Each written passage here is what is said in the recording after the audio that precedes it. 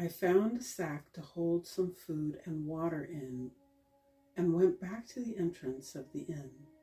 Frank was waiting on the stairs. I looked into his eyes again, wondering about his fears. I'm good. I can do this. I want to do this. Okay, then, let's go. Frank grabbed my arm. Wait, what's the plan? This time Frank did look a bit manic. Oh, I didn't realize we needed one. Of course we need one. What if we get separated? Frank was alarmed by my casual attitude. We're going to follow the gold symbols that outline the path between the forest entrance and here. Our minds and hearts need to be present in love and light. We are not going in to work on our fears. We are going into the woods to be beacons in the dark, and we'll likely find shadows and ghosts of people and animals who are very weary. Frank's light started to brighten. His shoulders relaxed and he stood up a little straighter. Then he looked at me very sheepishly. Is it okay to hold hands? I laughed and smiled. I love you, Frank. Of course it's okay to hold hands. It'll probably increase our light. The image of a double beacon floated through my sight. Oh, I've got our plan. He exhaled a deep sigh. Whew. We're going to hold hands the whole time. This will give us the look of a double beacon of light and make us easier to see. We're going to walk in for about an hour or until it feels right, and then we'll turn around and walk back out. I like this plan. Can you hold yourself in deep meditation while walking? Frank shot back a knowing look. Actually, I can. Great. When we get to the point where we decide to turn around, let's face each other and hold both hands. That'll give us a chance to focus our light and combine our energy for the return. I've only communed with a love partner. I'm not sure I'll be able to do it. Yeah, me too, but I think because we're survival partners, we'll be able to do it. And if not, that's okay. We'll just take a deep breath, turn around, and come back. Okay, that sounds good. I see the point of it. And Frank, yes, this isn't some heroic thing. When we go over the hill and out of the light of Fair City, if either of us needs to return, even if it's right away, then we should honor that and discuss it when we've made it back inside the gates, okay? Again, Frank let out a much-needed sigh of relief. This time he put his hand on his chest, covering his heart. Thank you for saying that. You just made this a safe adventure for me. That's exactly what I needed to hear. And me too. We both smiled in relief. Really? 'Cause you seem so strong with this. I didn't think you were worried at all. Well, of course I am. It's the dark and the unknown, and we may have bit off more than we can chew. But honestly, my heart knows this is the right thing to do. For me, anyway.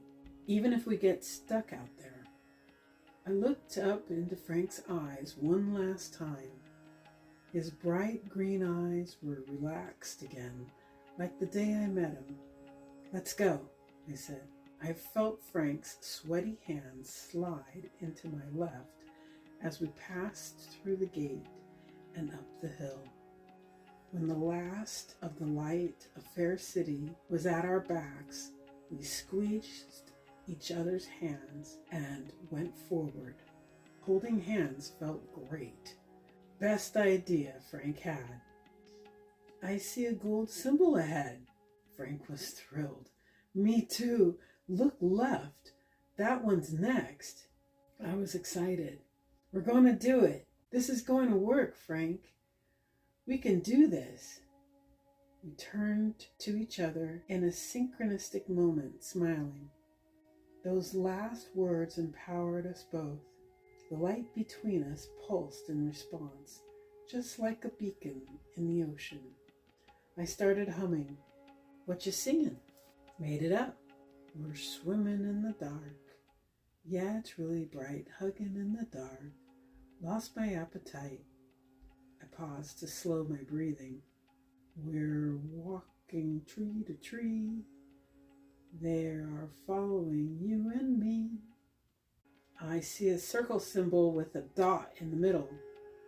Frank pointed toward a large tree.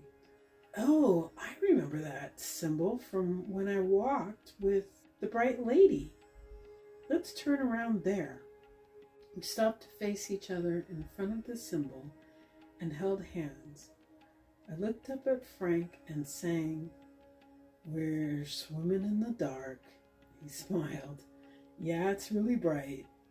I smiled back and let go of his right hand. We turned back to face the direction of the previous symbol, squeezed hands, and began walking. The relief of returning tripled our auric light.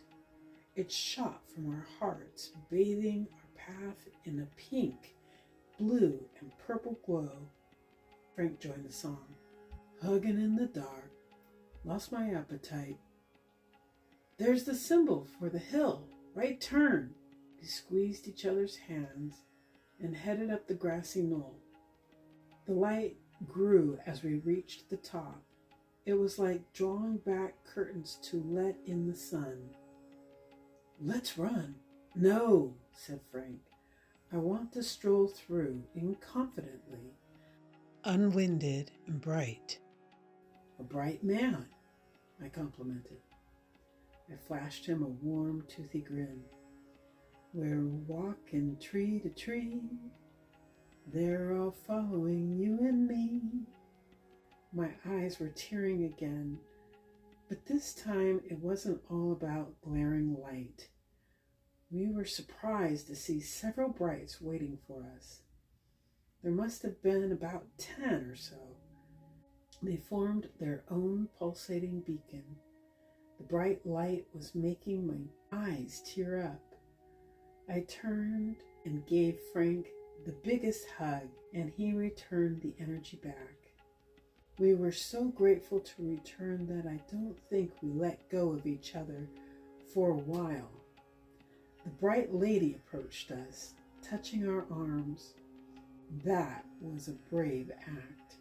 It was something that really needed to be done, but none of us had the courage. How did you decide to do it? Frank and I looked at each other. She came up with the idea. I just joined in. We made a plan and stuck to it. But how did you keep your light from dimming? Neither of you have been here long enough to do this kind of work. Frank and I still had an arm around each other. We used each other's light through communion. We weren't sure we could do it, but we gave it a try, and I think it worked. She reached out to hold our free hands.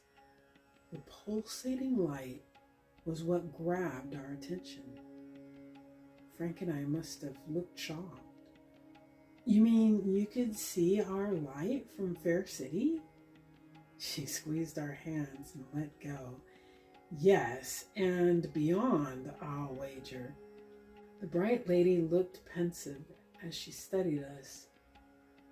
If you would be willing to share your experience, I think we'll have to sit down later and hear about the details. Sure, no problem, Frank and I agreed. The bright lady looked over her shoulder for a moment. For now, I think you should take a quick look at the people and animals you escorted to Fair City and then go refresh yourselves. You're beginning to look tired and your light is dimming." Frank and I looked at each other. I instinctively turned and took up his other hand. Just this act brightened and refreshed us plenty. We gave each other another hug, then separated to go our own ways. I looked beyond the brights to what turned out to be hordes of people and animals at the gate. I touched the bright lady's robe.